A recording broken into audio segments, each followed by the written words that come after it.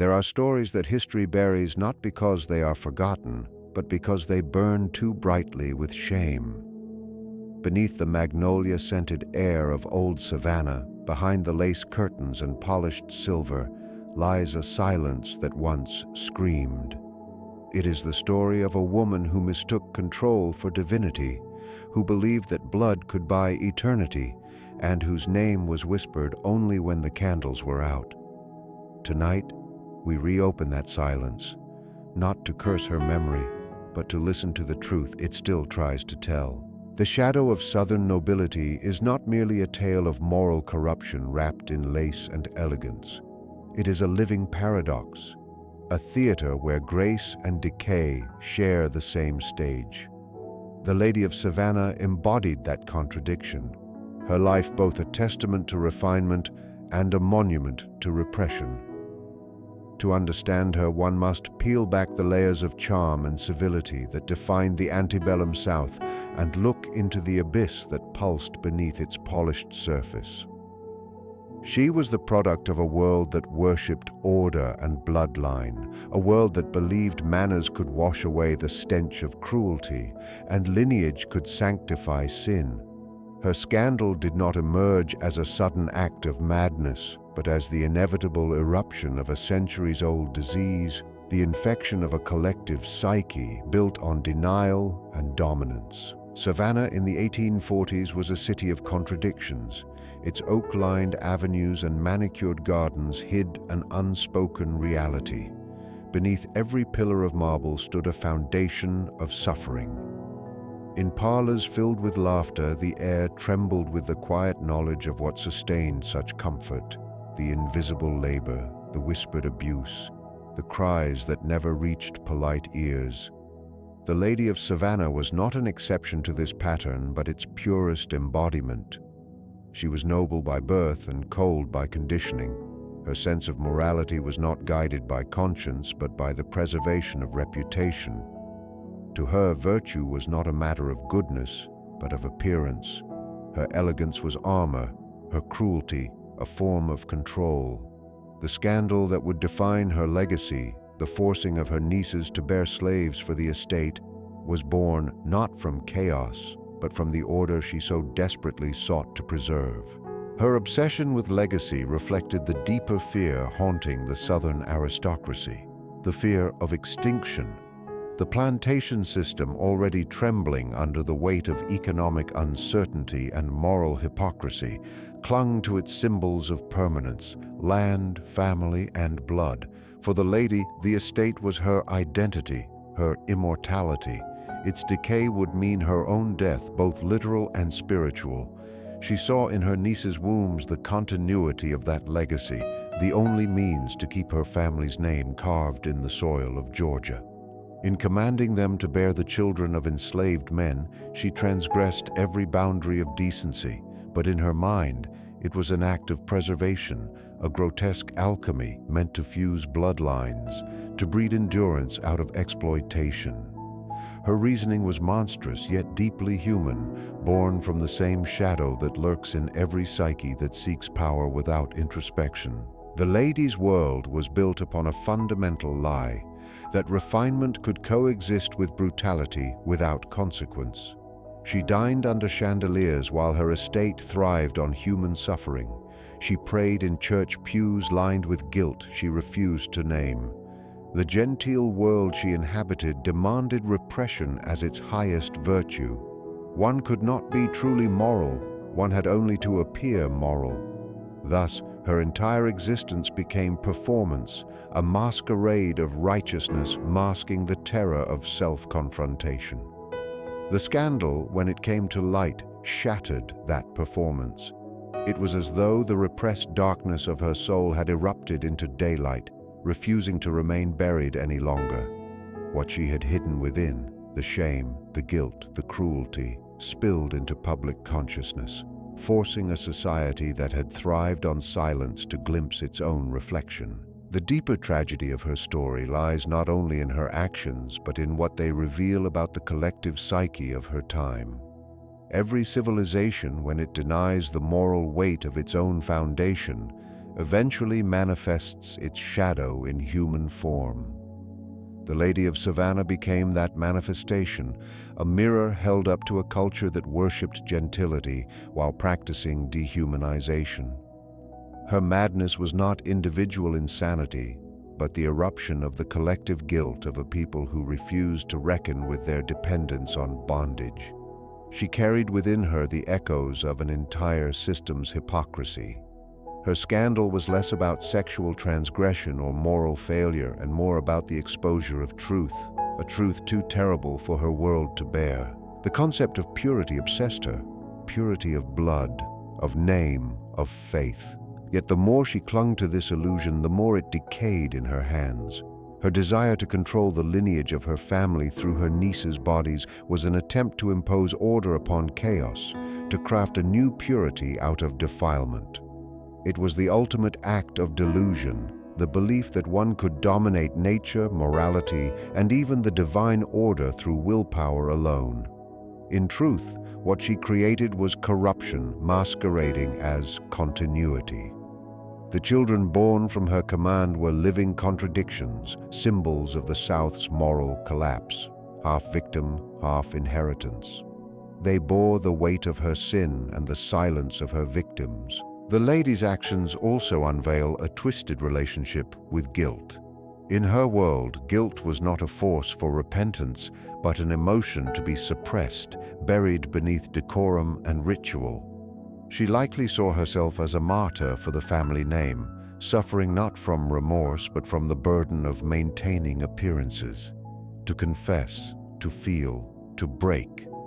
That would have been a greater scandal than her crime. So she armored herself in righteousness, justifying the unforgivable with the cold logic of duty. This self-deception hardened her soul and blinded her to the humanity of those she controlled. What makes her story haunting is that she was not a monster from birth, but a woman shaped by the very ideals her society celebrated: discipline, lineage, obedience, and pride. When her scandal finally slipped through the cracks of silence, it was not met with justice, but with erasure. The South could not afford to look too closely at what her story revealed. So her name was buried, her descendants silent, her estate reclaimed by vines and dust. Yet, the psychic residue of her actions lingered. Every generation that followed felt the unspoken weight of that darkness, the disquiet that seeps into memory even when names are forgotten. Her shadow became part of the region's mythology, a whisper in the magnolia air, a stain on the history books no one dared to write. The Lady of Savannah stands as a symbol of a deeper truth about human nature, that when the need for control outweighs the capacity for compassion, civilization itself begins to decay from the inside. Her refinement could not mask her barbarity because the two were born of the same soil. Her scandal was the eruption of a truth long denied, that beneath the polished surface of nobility lies a hunger to dominate, to preserve, to rule, even at the cost of one's own humanity. She was not an outlier, but a revelation of the collective sickness of her age, a sickness that demanded silence and called it virtue, that committed evil and called it necessity. In her shadow, the genteel South glimpsed its own reflection and recoiled, preferring amnesia to awakening. But the unconscious remembers what history forgets, and in the haunting legend of the Lady of Savannah, that memory continues to whisper, the echo of a world too proud to repent, too afraid to awaken. The estate was not merely a physical space of inheritance and economy. It was a living organism, breathing the rhythm of those who walked its halls, whispering the confessions of those who suffered within its walls. It stood in the Georgia heat as a monument to pride, yet it was haunted by the silence of its foundations. To understand the Lady of Savannah, one must see the estate not as property, but as an embodiment of her psyche, a grand facade concealing a labyrinth of repression and guilt. Its white columns symbolized purity, but beneath them was the soil fed by suffering and exploitation.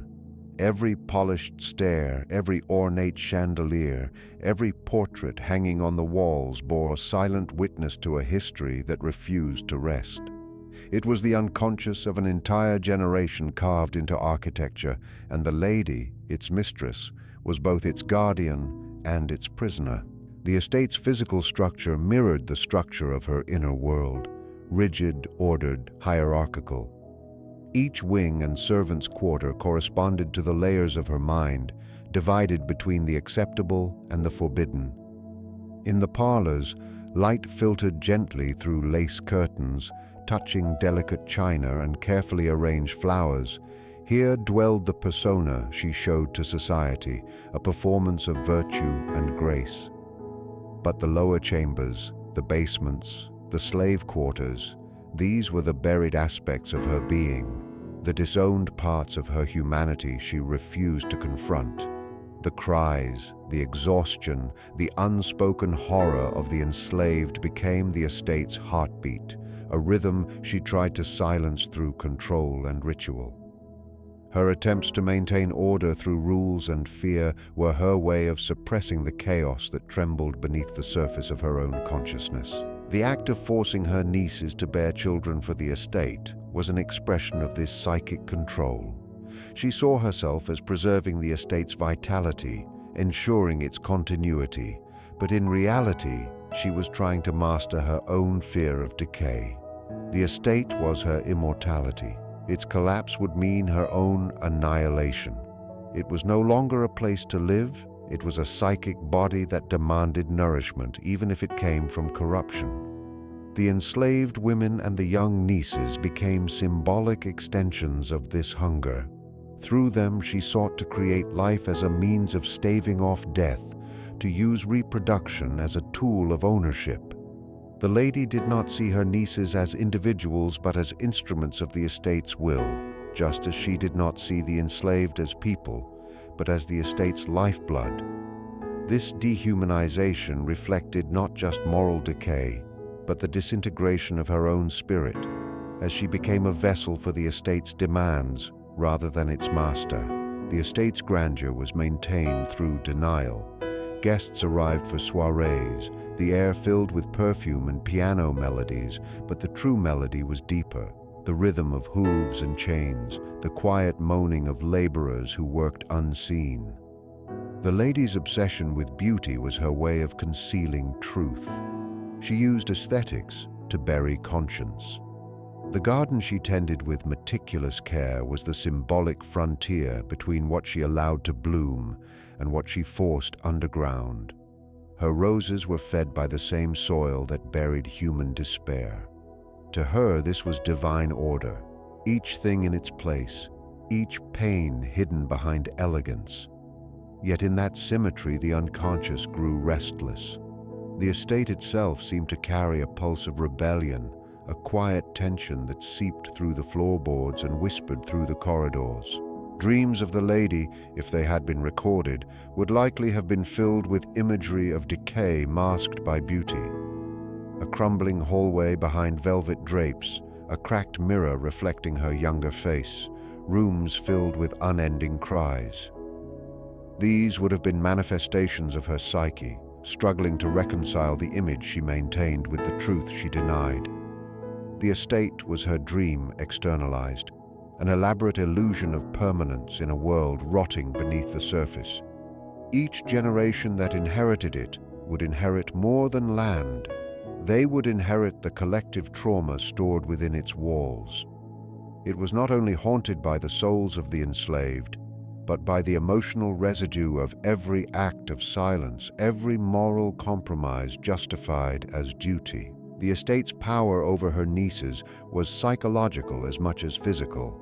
It represented tradition, obedience, belonging, all the elements of Southern identity that demanded sacrifice. To defy the lady was to defy the estate itself, to risk exile not only from home, but from heritage.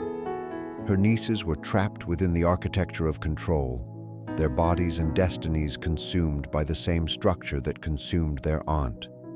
The rooms they slept in, the halls they walked through, even the hymns they sang at night, All were infused with the unseen weight of expectation. Their forced participation in her plan was not only physical coercion, but spiritual enslavement. They were inheriting her delusion that life's purpose was to serve the continuity of a decaying order. The enslaved, whose bodies the lady commodified and whose lives sustained the illusion of nobility, carried a different kind of consciousness. Their suffering turned the estate into a field of suppressed energy. Every act of cruelty, every unspoken prayer, every silent grief became imprinted in the atmosphere.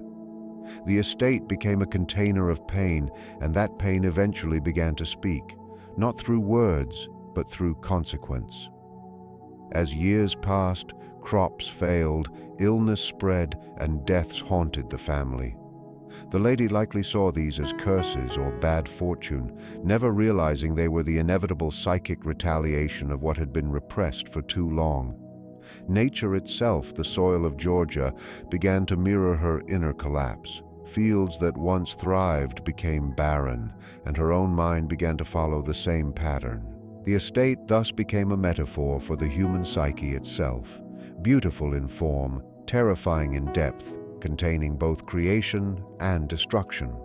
To those who visited, it was a symbol of southern grace. To those who lived within, it was a silent madness. The lady's desire to preserve it at all costs was her attempt to preserve the illusion of moral order. She believed that if the estate stood untouched, so too would her family's virtue remain unchallenged. Yet the truth was that the more she tried to preserve it, the more it decayed. Every act of control she exerted was an act of resistance against truth, and truth has a way of breaking through even the thickest walls. In the years following the scandal, after her death, the estate became a ghost of itself. Ivy climbed over the walls as if nature were reclaiming what humanity had defiled. Descendants avoided speaking her name, but they could not escape her legacy. Visitors reported strange sounds, flickering lights, whispers at night. These stories were not simply folklore. They were projections of the guilt and memory that refused to die. The estate, once a fortress of silence, had begun to speak. Its decay was not destruction but transformation. It had shifted from monument to mirror. It forced those who looked upon it to confront what they had inherited, not wealth or beauty, but shadow and shame. The Lady of Savannah may have believed she was building eternity through the estate, but what she truly built was a psychological relic of denial. The grandeur of the columns, the precision of the gardens, the beauty of the halls, all were disguises for an ancient wound. Her legacy was not the preservation of nobility, but the revelation of its darkness. The estate remains a symbol of the human struggle between image and truth, between control and surrender. It was her unconscious made stone and wood, her fears carved into architecture, her sins sealed in silence. And like the mind that refuses to face its own reflection, it stood proud and crumbling at once, a monument not to triumph, but to the tragedy of a soul that mistook possession for purpose. The feminine power that coursed through the Lady of Savannah was not soft or maternal, but cold and sculpted, sharpened by years of repression and inheritance. She lived in an era when women were ornamental, expected to decorate the legacy of men but never to create their own. Yet she was no passive ornament. She was intelligent, commanding, and deeply aware of the power that society denied her. That power, however, when twisted by bitterness and control, transformed into something devouring. Her cruelty toward her nieces and the enslaved women of the estate was not the act of a woman born evil, but of one who had learned to survive by manipulation. Denied open authority, she wielded secret dominance. Denied a voice in the public sphere, she spoke through the private realm of control. The very constraints that sought to silence her had turned her power inward until it became poison. From childhood, she would have absorbed the contradictory codes of Southern womanhood. She was taught to be pure yet seductive, obedient yet commanding within the home. delicate yet unyielding in preserving reputation. The Lady of Savannah grew up under the rule of men who spoke of virtue but acted on ownership. She learned that survival for women like her depended on appearances, influence, and the ability to command without seeming to. This paradox, having power but no authority, shaped her psychology. When her brothers and father passed away, leaving her as the central figure in the estate, she found herself both liberated and burdened. For the first time, the illusion of control was hers entirely. But without any spiritual or moral grounding, that control fed on itself.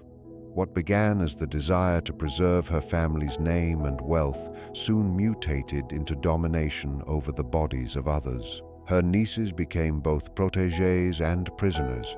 She likely saw in them fragments of herself, the youth she had lost, the innocence she could no longer bear, and the femininity she had learned to weaponize. But rather than nurture them, she shaped them as extensions of her will. She taught them that love was weakness, that submission was safety, and that obedience to family was the only form of honor.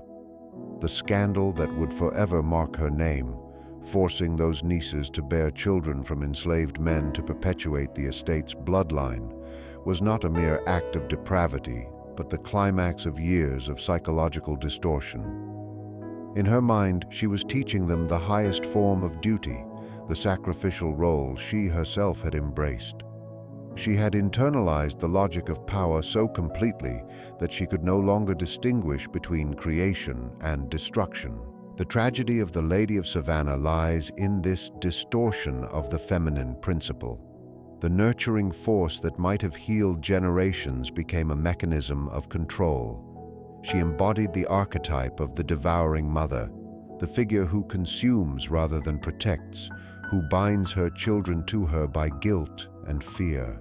Her need to control life itself, to dictate birth and blood, reflected a perverse inversion of maternal energy. Instead of life flowing freely through compassion and connection, it became harnessed, manipulated, and forced. Her nieces' bodies were transformed into vessels of inheritance, symbols of a legacy she feared would die without her interference.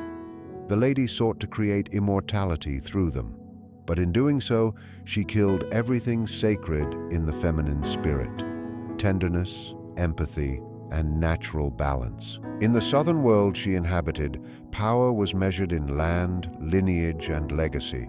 But for women, these values could only be preserved through influence, not ownership.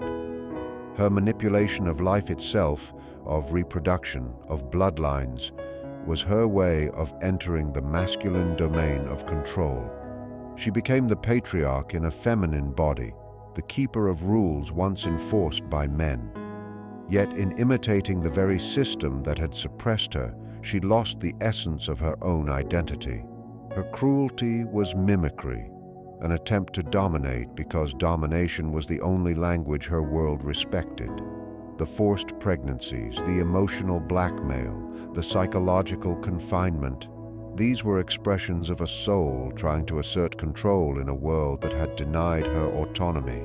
But repression always breeds its opposite. What she suppressed in herself, the gentleness, the compassion, the vulnerability, did not vanish. It grew monstrous in her shadow. It became rage, envy, and possessiveness. She likely saw in her nieces the freedom she never had, and that freedom became intolerable. Each time they resisted her commands or expressed sorrow, it mirrored her own buried pain.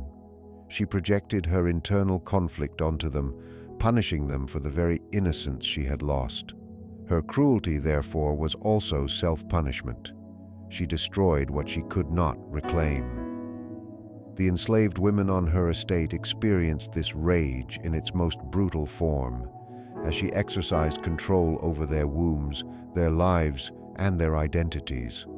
She treated them as instruments of her will, not because she saw them as subhuman, but because she needed them to remain subhuman in order to sustain the illusion of her own superiority.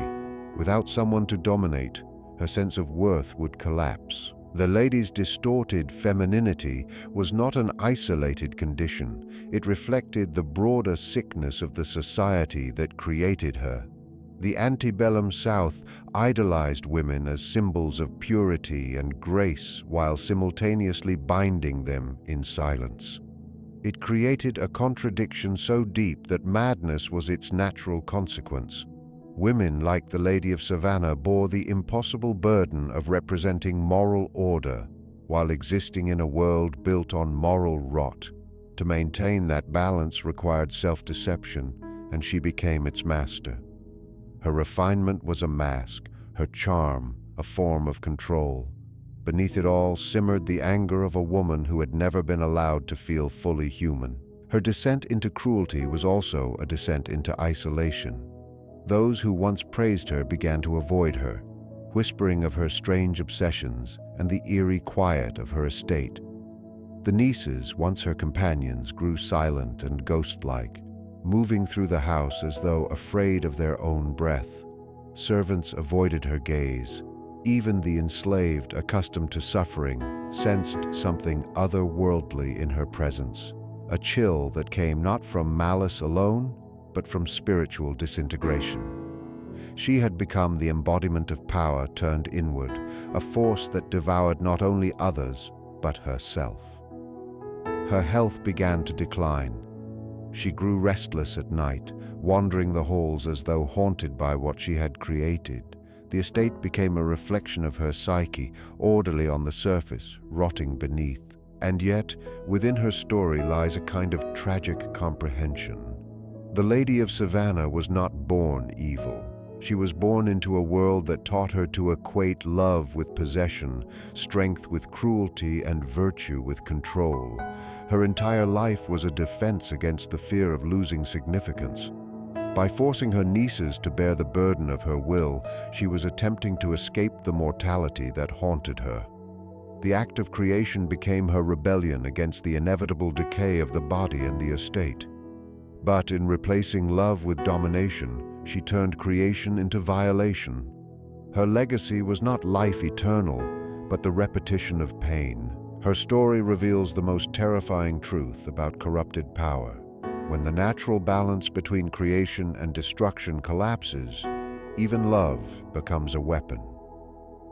The Lady of Savannah stands as the ghostly image of what happens when feminine energy, capable of nurturing, healing, and transforming, is stripped of compassion and forced to mimic the cold structures of dominance. Her power, denied proper expression, turned against itself. Her story is the echo of every generation that has confused strength with control and care with possession.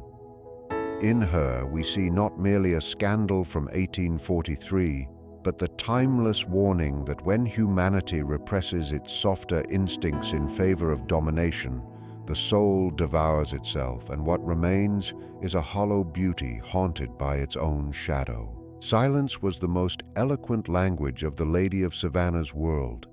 It surrounded her estate like a fog, soft and unbreakable, wrapping itself around every act, every secret, every scream that dared to rise.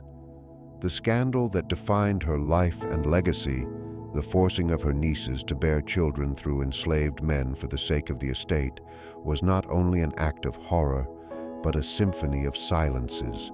This silence was not the peaceful kind that follows truth. It was the oppressive stillness that grows when truth is buried alive. It was a silence cultivated by fear, etiquette, and the desperate preservation of appearances. In the polished world of Southern aristocracy, words could destroy what silence could conceal, and so silence became the language of survival, the code of complicity that allowed evil to live undisturbed. The lady herself understood silence as power. From her youth, she learned that in a world ruled by men, a woman's strength often came not from her voice, but from her ability to manipulate the unspoken. To remain silent was to maintain control, to appear unshaken, to keep others guessing. Yet that silence, cultivated as a defense, became a curse. It hardened into habit, and the habit into identity. She grew accustomed to swallowing her rage, her fear, and her desire until they transformed into something poisonous. By the time she inherited the estate, her silence had become a fortress, impenetrable, cold, and suffocating. Within its walls, she could orchestrate cruelty without hearing the echo of conscience. The stillness of her halls was deceptive. It was not calm, but suppression. Each muted step on the marble floor was an act of denial. Each quiet evening a ritual of pretending that everything was as it should be. Her nieces, young and impressionable, were born into this hush. They learned early that questions were dangerous, that tears were met not with comfort, but with disapproval. They lived in a home where emotions were considered weakness, and where obedience was the highest form of love. When the lady told them of their duty to preserve the estate, to ensure its continuity through their own bodies, they did not protest openly. How could they? Their entire existence had been shaped by her silence. They had been raised to accept rather than resist, to endure rather than question. The most haunting part of their suffering was that they likely believed, at least for a time, that they were doing what was right. The lady's power lay not in her ability to command through fear, but in her ability to erase the very concept of rebellion through the quiet tyranny of expectation. The enslaved people on the estate lived under a different kind of silence, one enforced by violence rather than etiquette. Yet their silence was also layered with endurance and hidden defiance. They knew the power of words, and they knew the danger of speaking them. Their songs, their prayers, their glances carried meanings the lady could not decipher. Beneath the hush of the estate, there pulsed a rhythm, a quiet language of survival, a coded rebellion in the form of whispers and hymns. They were silenced, but their silence was alive. The lady's silence, by contrast, was deathly, sterile, a vacuum that consumed meaning itself. The difference between those two silences, the enforced and the chosen, reveals the divide between the oppressor and the oppressed. The lady's silence was built to preserve illusion. Theirs was built to preserve hope. The church, too, played its role in sustaining this quiet. The lady attended every Sunday, her head bowed in piety, her lips murmuring prayers. The sermons preached duty, purity, obedience, the virtues that justified her actions and those of her peers. The community around her saw only what they wanted to see, a refined woman devoted to her family and faith. When rumors began to spread about her nieces, they were met with polite disbelief. Such things were not discussed in good company. To speak them aloud would mean acknowledging that the moral order of Savannah society was a lie, that beneath the hymns and lace veils lay a rot that no amount of scripture could wash away. And so, the town participated in her silence, not as victims, but as willing accomplices. Their denial was not ignorance, it was self-preservation. For to judge her would mean to judge themselves. This collective hush became the true scandal, the refusal of a society to confront its own corruption. When the truth of her actions began to circulate beyond the estate, it was not outrage that followed, but discomfort. People whispered behind fans, avoided her at gatherings, and then eventually stopped mentioning her at all. History prefers its villains to be loud and monstrous, easily identifiable. But she was polite, articulate, and impeccably mannered, and that made her unforgivable. Her wickedness did not fit the image of evil that society wanted to believe in. So, they erased her. The scandal was sealed in family letters, buried in attics, and disguised as rumor. Her name vanished from public record, her story surviving only in fragments and whispers. Silence, once her weapon, became her punishment. Yet silence never truly dies. It lingers like a residue, passing from generation to generation. Her descendants grew up in the shadow of things they could not name. They inherited the estate's beauty, but also its unease. There were rooms they avoided without knowing why, corridors that felt heavy with breath. The portraits of their ancestors seemed to watch them with judgment. Family stories were told with careful omissions. Over time, the silence became myth, and the myth became ghost. Visitors spoke of strange sounds, of crying heard near the walls, of doors that opened without wind. But these hauntings were not supernatural. They were the manifestations of what had been repressed. The house itself remembered what its inhabitants refused to. For the Lady of Savannah, silence was not just a habit but a worldview. She believed that control required stillness, that order depended on the absence of noise. She thought if she could keep everything quiet enough, her emotions, her household, her conscience, then nothing would collapse. But silence does not protect. It corrodes. It eats at the soul from within, hollowing out empathy, muting the voice of the divine. The lady died surrounded by her own quiet, her mind unraveling in whispers. In her final days, she reportedly spoke to empty corners, calling names no one recognized. Perhaps she was speaking to the ghosts of her own making, the echoes of all those she had silenced. Her death did not end the hush, it deepened it. Silence, in the story of the Lady of Savannah, becomes more than a condition. It becomes a symbol of collective denial. It is the invisible thread that binds cruelty to civility, sin to sanctity, and guilt to grace. It shows how entire societies can exist in complicity simply by refusing to speak. The lady's silence was her inheritance, but it became her curse, and through her, it became the South's. Every unspoken truth festers until it finds voice, and when that voice finally emerges, it does not whisper, it screams. The rediscovery of her story after years of erasure is not just an act of historical recovery, but a breaking of the very silence that sustained her world. The hush that once protected her legacy now betrays it, revealing that beneath every genteel facade lies a silence waiting to be shattered. The sacred order that the Lady of Savannah clung to was not divine. It was human, fragile, and decaying, though she believed it eternal. Her world was built upon rituals that imitated holiness, but served only to protect power. The plantation system she inherited was a theater of sanctity, where faith and cruelty were performed side by side. Every Sunday, her family filled the front pews of the local church, heads bowed beneath stained glass light, their hands gloved in reverence. Hymns floated through the air like incense, masking the scent of sweat and sorrow carried from the fields. To the lady, this sacred order was her shield, her justification, her identity. She believed that as long as she maintained the appearances of piety, the divine must surely approve her deeds. But faith without conscience is idolatry, and the order she worshipped was not born of heaven. It was the invention of man, constructed to keep some enthroned and others bound. Her life was ruled by hierarchy, and hierarchy demanded sacrifice.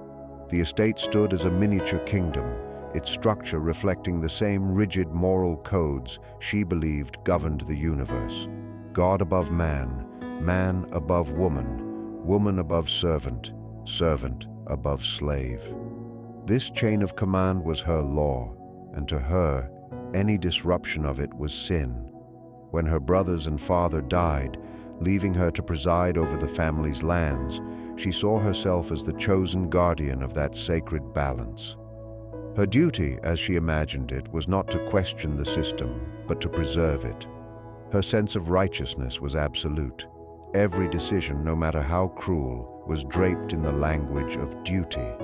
She could order suffering with the same calm as she recited prayers, believing both acts part of the same holy mission.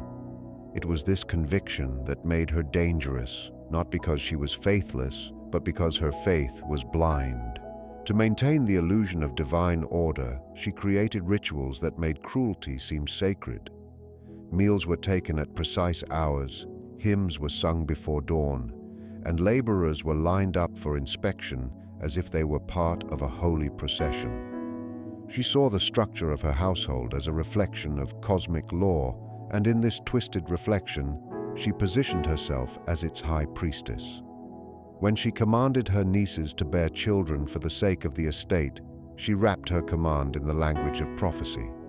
She claimed it was destiny, that God had chosen their bodies as vessels of continuity, that through their sacrifice the family's name would endure. Her words were scripture distorted, a perverse gospel born of fear. Her nieces, conditioned by years of obedience and religious guilt, accepted her decree not as tyranny, but as divine will. The lady's manipulation of faith was not accidental, it was deliberate, a means of turning morality into a tool of control. The sacred order of the South gave her the vocabulary to justify her darkness. Scripture was often quoted in parlors and pulpits alike to defend the indefensible. The lady's peers shared her beliefs, though few dared act as brazenly. They spoke of stewardship rather than ownership, civilization rather than oppression. It was through such euphemisms that they concealed the truth from themselves. The lady, however, took these beliefs to their logical extreme.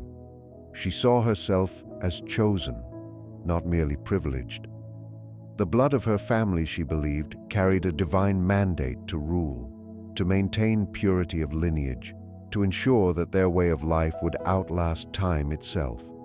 Her actions, as horrific as they were, came from a heart poisoned by conviction rather than chaos. She was not rebelling against the sacred order, she was fulfilling it as she understood it. Her tragedy was that she mistook structure for salvation and obedience for virtue. But sacred orders built on human arrogance inevitably collapse. The more she tried to enforce perfection, the more the structure around her began to decay. The estate that once gleamed with orderliness grew heavy with a strange unease. Servants whispered of misfortunes, of livestock dying without cause, of crops that wilted despite care. The walls of her house, once symbols of stability, began to crack. The same silence that had protected her now turned oppressive. At night, she would pace the halls with a candle, feeling as though unseen eyes followed her. What she had called divine order was revealing itself as a cage. Her rituals no longer brought comfort.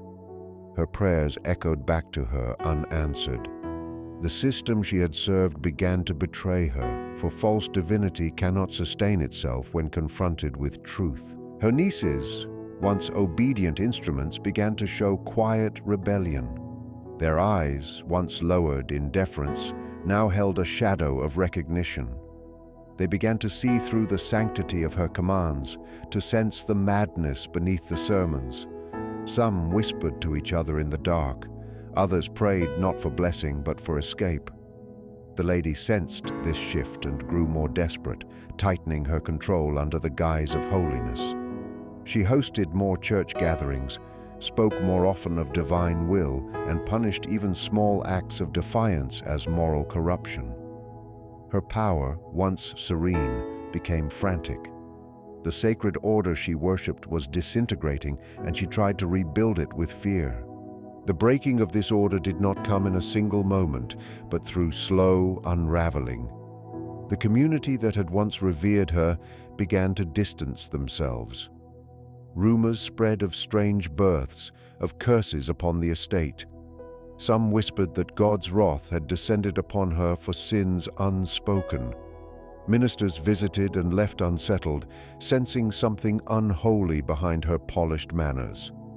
The lady could not comprehend their withdrawal. To her, she had done everything right.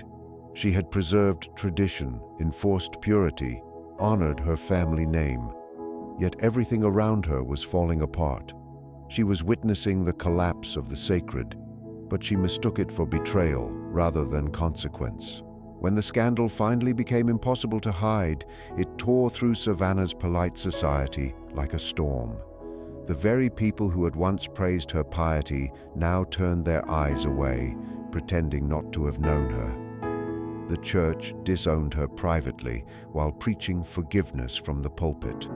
The sacred order that had sustained her had abandoned her without remorse.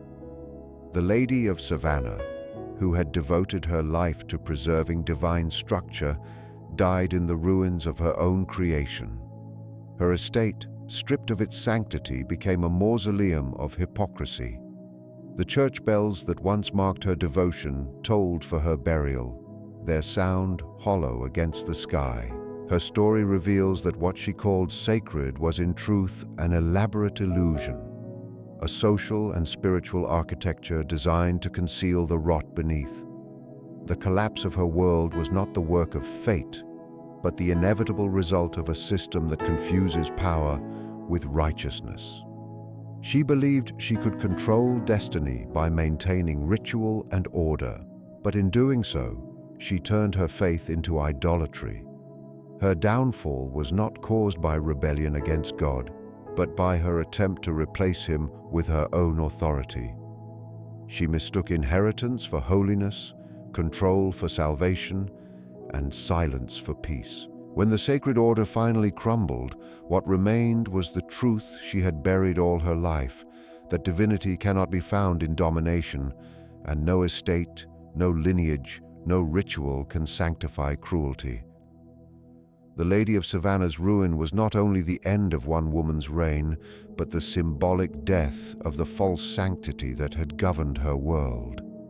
Her estate stood silent after her death, a cathedral of decay, echoing the one truth she never understood, that no order built upon suffering can endure, and no prayer spoken in pride can reach the heavens. The tragedy of the Lady of Savannah was not only the sin she committed, but the blindness that guided her hand, the inability to see what she had become beneath the weight of her justifications. She did not wake one morning to declare herself cruel or monstrous. She believed herself righteous, even sacrificial. She was certain that what she did served a higher order, that her suffering and her control were both part of the divine script written for her. But blindness is the soil in which tragedy grows. She could not see that she was merely repeating the violence of those who came before her, that she was the echo of a system that demanded obedience, control, and silence as its pillars. Her power was borrowed, not earned, and her piety was the veil that kept her from facing the reality of her own heart. Her blindness was not of sight, but of spirit, a refusal to look inward, to confront the shadow that had grown inside her while she polished the outer image of nobility. She thought herself the guardian of grace, yet she had become its destroyer, a woman trapped in the mirror of her own illusion. Redemption could have begun in the smallest act of acknowledgement. If she had once looked into the eyes of those she commanded and seen not instruments but souls, she might have glimpsed the path to salvation. But acknowledgement requires courage, the courage to see oneself not as the world has praised, but as one truly is.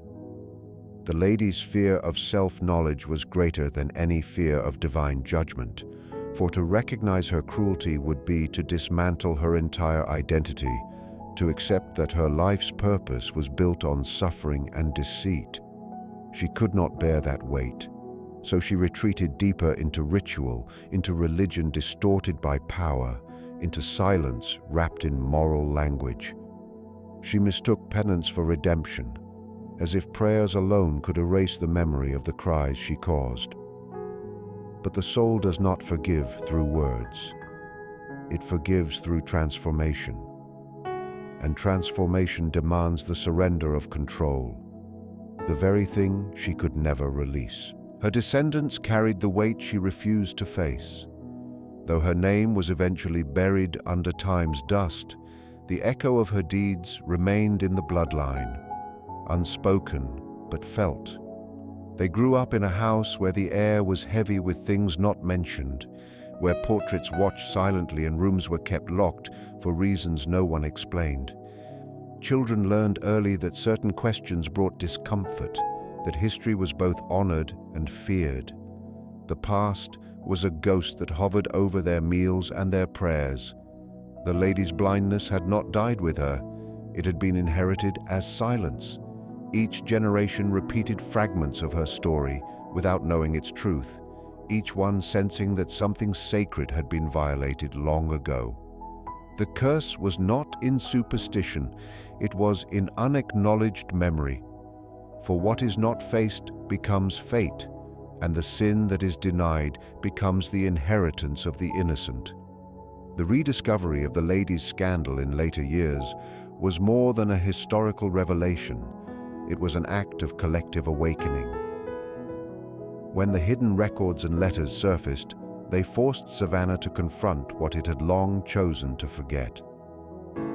The city's genteel image cracked under the weight of truth, and behind the magnolias and marble stood the shadow of its own creation. The lady's story became a mirror for the entire culture, a symbol of how easily righteousness turns into repression, how legacy becomes a cage, how denial breeds generations of guilt. Her cruelty was extraordinary, but the mechanisms that enabled it were common. Her mind was shaped by a world that taught domination as virtue, purity as salvation, and silence as strength. The rediscovery of her story demanded that Savannah itself acknowledge the collective blindness it had nurtured for centuries. It was not just one woman's redemption that was at stake, it was the redemption of memory itself. In the psychic landscape of this story, redemption does not come through forgiveness from others, but through the confrontation of the self. The lady's tragedy offers a lesson that extends beyond her era, that no soul can escape the consequences of its denial. Every hidden act, every silenced truth, every justification for cruelty becomes a stone in the walls of one's own imprisonment. The lady built her estate as a monument to endurance, but it became a tomb for her spirit. She believed legacy could outlast guilt, but time is the great purifier. It erodes lies until only truth remains. Her descendants unknowingly carried the burden she refused to face. Their redemption could only begin when someone among them dared to name her sin, to speak aloud what had been buried. In this act of acknowledgement lies the healing she never achieved. To face darkness without turning away is to reclaim the light that was lost. The scandal's retelling is not vengeance, it is medicine. To bring her story back into the light is not to condemn her alone, but to heal the fractures she left behind. When we speak her name, when we examine the horror she justified, we are not resurrecting her shame. We are freeing the truth she suppressed. In this way, her redemption becomes collective. Every society built on control and silence must eventually pass through the fire of acknowledgement. The Lady of Savannah's tale reminds us that history is not past, it is present, breathing in our unspoken fears and inherited habits. The ghosts of the old order do not haunt the dead. They live within the living, waiting to be seen, to be named, to be reconciled. Her story's rediscovery, therefore, is not a scandal reborn, but a spirit released. There is a strange grace in the truth, even when it wounds. For in the wound lies the beginning of sight. The lady's blindness was her undoing, but through her exposure, others may learn to see. Her cruelty, once hidden beneath lace and scripture, now stands naked before history, not as mere evil, but as a warning of what happens when the soul forgets its own humanity. She reminds us that redemption cannot be given, it must be claimed through awareness.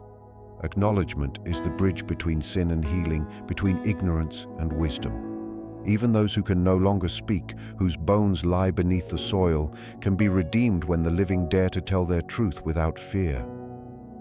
The lady's redemption, though she never sought it, begins now in the voices that name her, in the hearts that see her not as a monster, but as a mirror. The lost scandal of 1843 thus transforms from a tale of horror into a parable of awakening.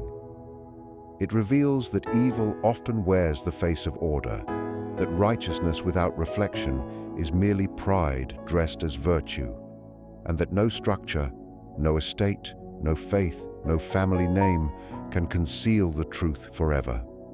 In the end, the Lady of Savannah's fate is the fate of all who mistake power for purpose, to be undone by their own silence, to leave behind not glory, but a lesson.